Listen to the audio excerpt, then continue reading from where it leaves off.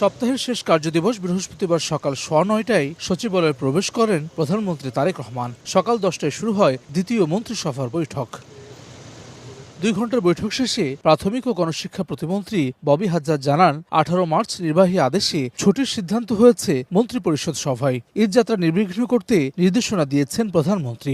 18 March থেকে ছুটি এটার সিদ্ধান্ত হয়েছে এবং এটা ফাইনাল চলে আসবে আপনাদের সামনে অতি শীঘ্রই। তথ্যমন্ত্রী জহিরুদ্দিন স্বপন জানান, সংসদের প্রথম অধিবেশনে রাষ্ট্রপতির ভাষণে ফ্যামিলি কার্ড সহ সরকারের নেওয়া পদক্ষেপগুলো তুলে ধরার বিষয়ে হয়েছে আলোচনা। অপটিক্যাল ব্রাইটেনার, কালার গার্ড এবং জার্ড লক সমৃদ্ধ অ্যাডভান্স ফর্মুলায় এলো নতুন রে ডিটারজেন্ট পাউডার। প্রথম অধিবেশনে সরকারি দল হিসাবে, সরকার হিসাবে আমাদের যে সমস্ত সংশ্লিষ্টতা আছে সেই সব বিষয়ে মন্ত্রিপরিষদ একটা প্রস্তুতি গ্রহণ করেছে।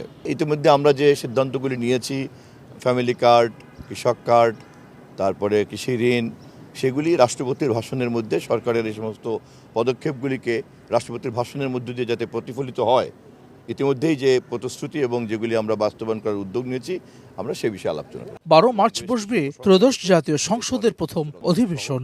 সংশ্লিষ্ট সকল মন্ত্রণালয়গুলিকে ডাকবেন। হাসান ওয়ালি, সময় সংবাদ, ঢাকা।